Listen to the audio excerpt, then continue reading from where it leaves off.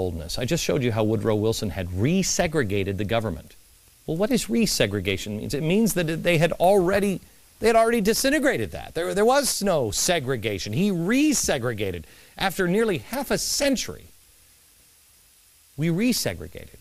Well, what happened? How did that happen? Why? And then what happened leading up to the Civil Rights Act? The Civil Rights Act, you got to start, for that act, you have to start with Dwight D. Eisenhower, a Republican. In 1953, he appointed this guy. This is Judge Earl Warren. He was the Chief Justice of the Supreme Court. It was the Warren Court that Barack Obama likes to quote, appointed by a Republican, that ruled unanimously that segregated schools were unconstitutional. Well, this is the guy. He was appointed by Eisenhower. He was also the first president to appoint an African American to an executive level position in the White House. Frederick Morrow. He was the administrative officer for special projects. That guy right there. It was Eisenhower who was the first president since Reconstruction to meet in the White House with black civil rights leaders. You got to be kidding me. Democrat Adlai Stevenson. Well, he wanted to change things. Here's Eisenhower. And here's the challenger, the Democratic challenger, Stevenson. He tried to accuse, again, of Eisenhower misleading the public, arguing that it was the Democrats that started desegregation in the armed forces, but they remember where desegregation started again, the progressives. But Eisenhower shot back. Remember, he was a general in World War II. He said, I was, quoting, I was the first combat commander that ever used Negroes incorporated actually into white units on the battlefield, end quote. Yeah, do you know any of this? Is it just me that missed this in school? The Civil Rights Act. Lyndon B. Johnson, the guy who gets credit for the passage. But it was actually Eisenhower. It was Eisenhower who in 1957 pushed to get it, the first civil rights bill, passed. But 1964. That's when the civil rights bill finally passed. It actually had some teeth in it, could get the job done. Well, what happened in 1957? Well, what happened there? Well, what happened there is Congress. There was a senator who was the majority leader in Congress, and he wouldn't allow it to pass. He said Part 3 of this had to be taken out. Well, Eisenhower said, no. Part 3 is the most important part. What was Part 3? It was designed to give the Attorney General authority to file suits to protect all constitutional rights, including school desegregation. In other words, the real problem, the teeth were taken out of that bill. It was nothing without it. That's why it wasn't until 7 years and multiple attempts later, after Martin Luther King and everything else, that a real civil rights bill was passed. So who was the Senate majority leader at the time that watered down the civil rights bill, demanded that that was taken out? Anybody know? The guy who gets the credit. The hero of the left was the villain in 57 and the hero in 64. Interesting. Why don't we know that? You know, I just told you a few minutes ago about the Civil Rights March with Martin Luther King and here at the Lincoln Memorial. And I think I said it was 1962. And I'm looking at this wall in the break, and I look up and I see it's actually 1963. This is why I was not really good at history, because it was always about dates. And I think the date is not what the important thing. I corrected here. It's 1963, not 1962.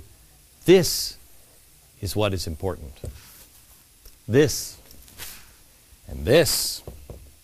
Let's go here. School race riot grips Little Rock. Why did that happen?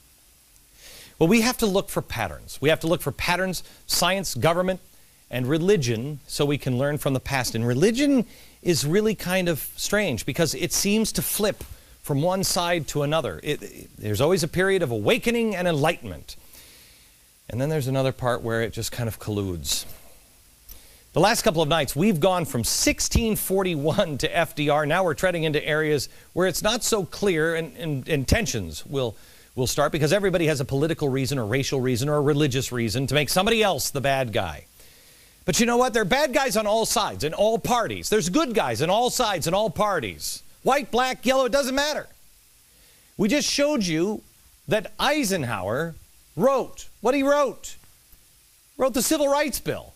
The guy who got credit for passing it is the guy who actually stopped it when the Republican wanted to do it. It's crazy. Nothing's changed. Nothing's changed. You reduce their power. You reduce their power. And we can fix ourselves. We've got to stop being pitted against each other. We've shown you that it was the GOP that took the lead on the civil rights. It was the Democrats that stood in the way. That's just a fact. Anyone who says that that's not true, look it up for yourself. That doesn't make any statement on today. Let's just get the past right, can we? Anybody who says that whites don't have a right to speak because it wasn't part of the fight, excuse me? Tell me about the Underground Railroad. Tell me about it. Tell me about Ohio that you learned last night. Tell me about, I'm sorry, is he black? Is he black? Are these two black? Are they both Republicans or both Democrats? No.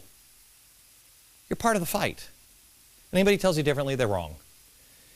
Eisenhower was right. There's another guy, Rabbi William Silverman. He was white. I'm going to tell you his story here in a minute, but I want to give you a little background of the 1950s, 1957, 1958. The country was in deep recession. Unemployment among blacks was 14.4 and whites was 6.9. Not good. The economy was shrinking. Segregation was still a reality. And on September 12th, the Supreme Court decided unanimously to overturn the district court decision allowing Little Rock, the school board, to postpone school segregation. They wanted to postpone it until 1960 because of the threat of continued violence. That was a decision by Earl Warren, who was appointed by this guy, appointed by President Eisenhower. After the Supreme Court's Brown decision that separate school for blacks and whites were unconstitutional, well, then the country started going just a hell in a handbasket because people, it was a mess. Nashville was undergoing court-ordered school desegregation. Racial tensions were high. Unemployment, again, it's government, it's religion, it's commerce. Well, one night, 1958, a bomb goes off at the entrance of the JCC, the Jewish Community Building. 20 minutes after the explosion, a bomber called Rabbi Silverman. He's at the Vine Street Temple. He was called. And he picks up the phone. It's the rabbi. And the voice on the other end threatens to blow up the synagogue and other places that were sympathetic to the cause of African Americans. Well, Silverman had been a vocal supporter of integration, and some local Jews blamed him for his outspokenness. Well, you're just causing all this trouble. What? Now, I want you to know, Silverman was into social justice. Social justice. I don't agree with social justice. I think social justice is a nightmare. But you know what? Not everybody that believes in social justice is bad. Not everybody that is white is bad. Not everybody who is black is bad. Not everybody. That's just the way it is. We're people. You have to look just like the country. Let's look at the overall picture. What he did was incredible. He was unbound by the threats. Rabbi Silverman defended integration in his sermon to his congregants right after that. He remained an outspoken civil rights activist. He continued receiving vicious death threats. One of the threats, they called him up and said, quote, "We know your oldest son goes to Hillsborough High School. He gets out at 2:30. We know the bus he takes and the route home. Your youngest son goes to Palmer School. He gets out at 3 o'clock. Keep the kids at home, Jew rabbi. We won't kill them, we'll just maim them for life as a sign of what happens to N-word lovers." Can you imagine, as a dad, as a parent. Can you imagine laying in bed with your wife and what your wife said? Honey!